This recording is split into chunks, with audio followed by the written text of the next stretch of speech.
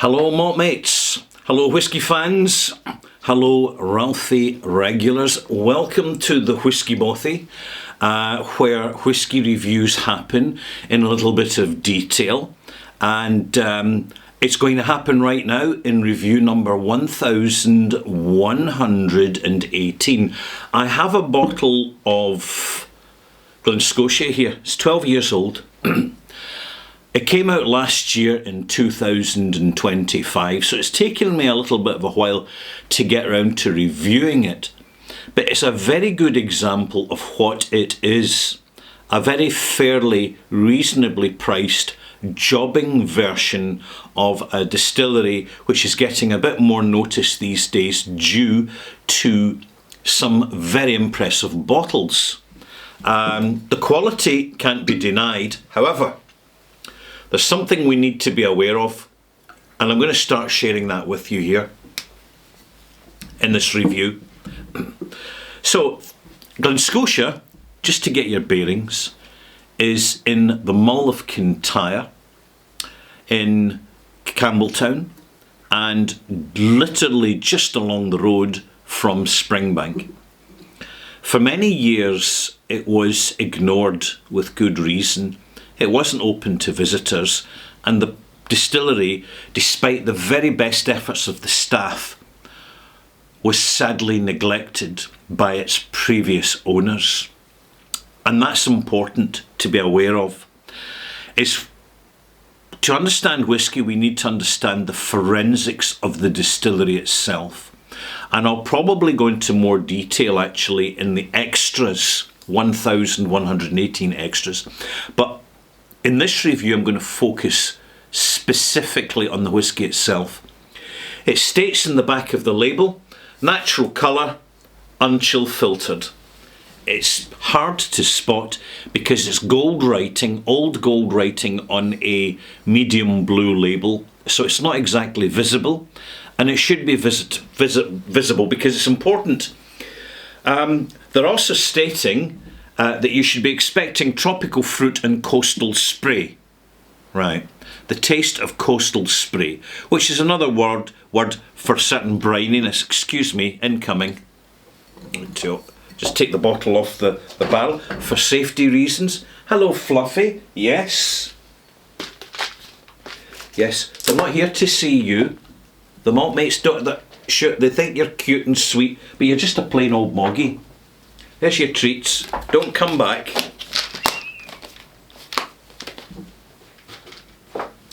The great thing about moggies is that all they need is a loving home. They don't need much more than that. Pedigree cats, particularly the ones that are overbred, can be an absolute trauma because the overbreeding causes health issues. And not only that, you can get temperament issues as well. Cats can be prone to mental health issues, just like many humans are. Except that cats amplify it way beyond humans. Cheers. First sip of this Glen-Scotia. You'll still find a few bottles out there, but it was one of these sort of quiet batches. Do you know what I mean? So it's not part of the core range. It's just a kind of under the radar version of a number of 12-year-olds that they just want to put out there, but they don't want it to be confused with the standard core release of 12-year-old. And I think there's a reason for that.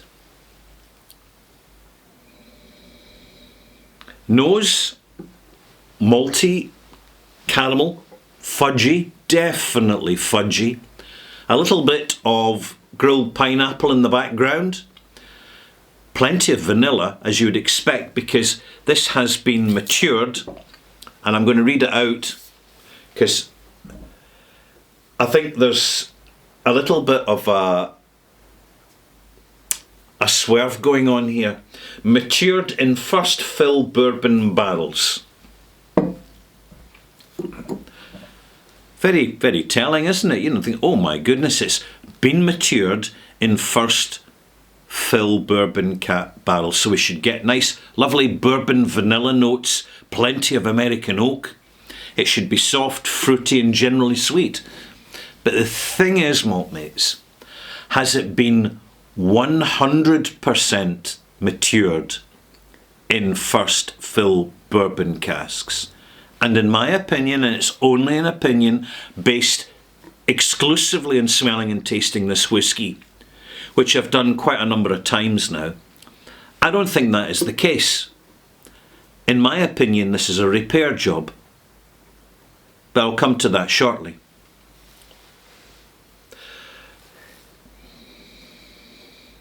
The nose is engaging, a slight little wood smoky note,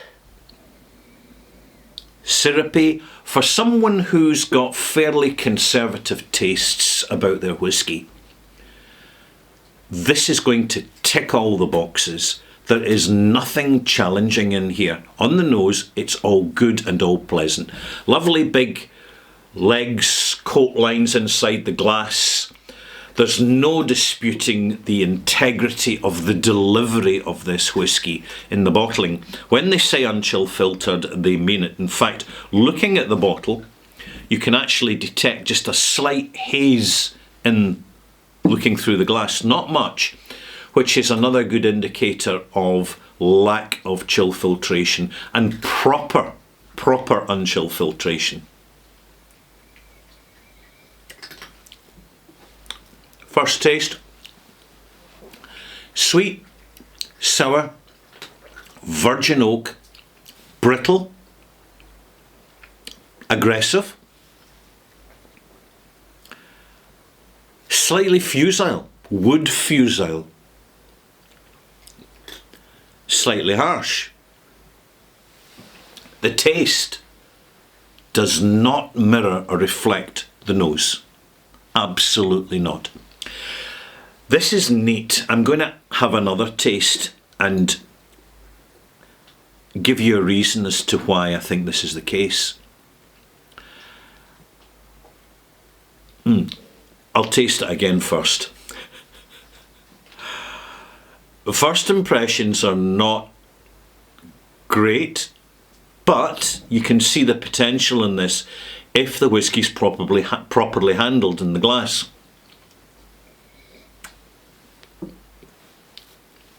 Second taste. Confectionery notes. Wood sour. Distinctive wood sour. The arrival, the sour dominates the sweetness, and in the development, which is relatively short, and the finish, which is slightly abrupt, we're getting a picture developing here. And as I say, this is purely a personal opinion as I unload 5 millilitres of water into the glass. I think this bottling's a repair job.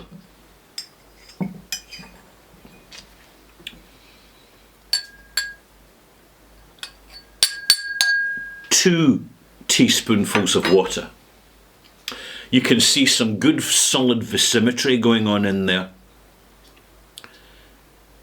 And it sustains as well. There's no doubting the richness. There's no doubting the impact of the first fill ex-bourbon casks. They are doing a great job, and my goodness, it needed to happen. But I honestly don't think this has been in first fill bourbon casks all its life. I think it has been a sustained 3 or 4 year finish.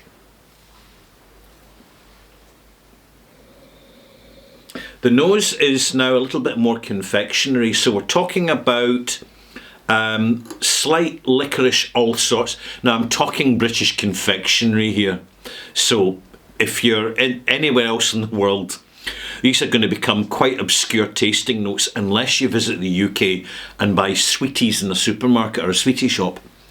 We're also getting a little bit of cola note as well. The pineapple, pickled stroke barbecue pineapple. There's an apple note in there, fresh fruit. They're saying tropical fruit. It's more slightly overripe fresh fruit, orchard fruit, Overripe apples, you know, the way they go and the way they smell, the way they taste just before they're about to go off. It's not unpleasant, don't get me wrong. It's quite characterful. There's no denying there's plenty of flavour in this whisky. Loads of flavour. It's just a little bit discordant. And furthermore, the sensation presence of sour in particular is kind of unbalanced. It doesn't tie in successfully with the rest of the whisky. But at £45 a bottle, I'm not complaining, because for the price, it's perfectly competent. All you have to do is blend it up with some older Glen Scotia, like the Victoriana, and you're home and dry.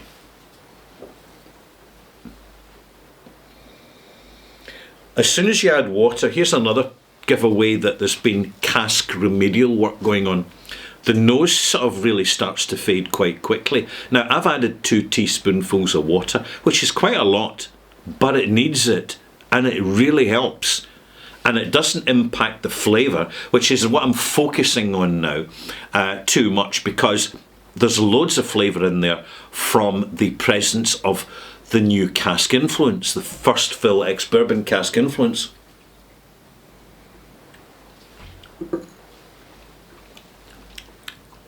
Such an improvement.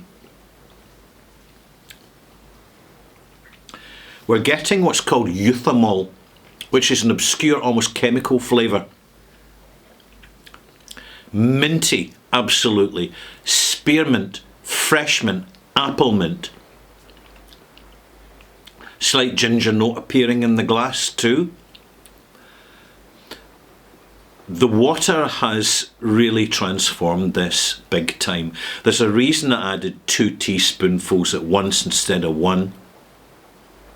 Otherwise, this whisky's a little bit on the harsh side. You've got to give it a few minutes. I just like to add, before I go back to tasting it and giving the final malt mark, that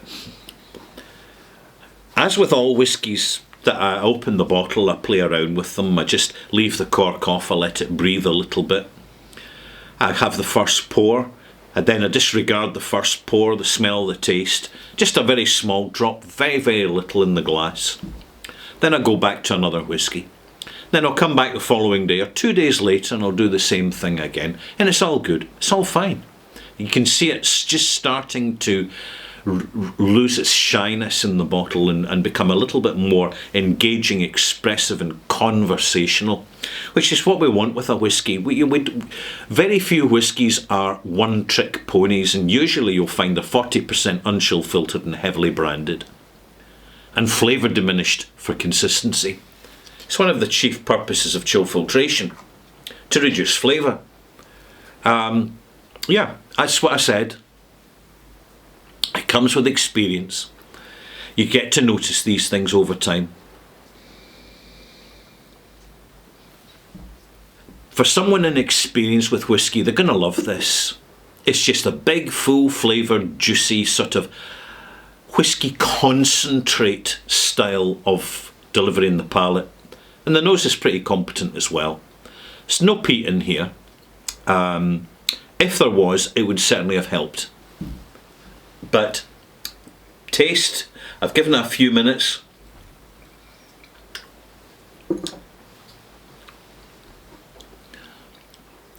More articulate in the arrival. The sweet and sour is a bit more consolidated. There's a dry gingery note in there, powdered ginger. There's something, I mentioned euthamol. There's something slightly solventy, as in dry cleaning solvent in the background. Not in a bad way, not in a bad way. But if you go into an old-fashioned dry cleaners, you get that kind of spirity smell in the air that's slightly aromatic. You're getting it in the palate here.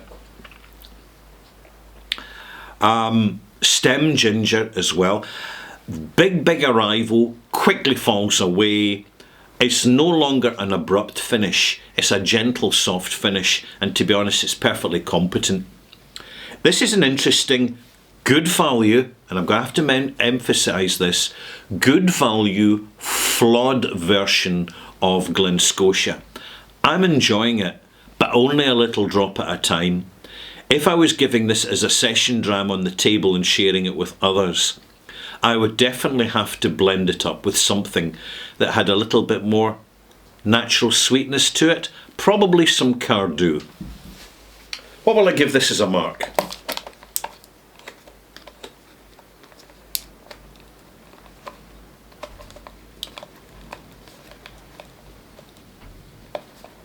There we go.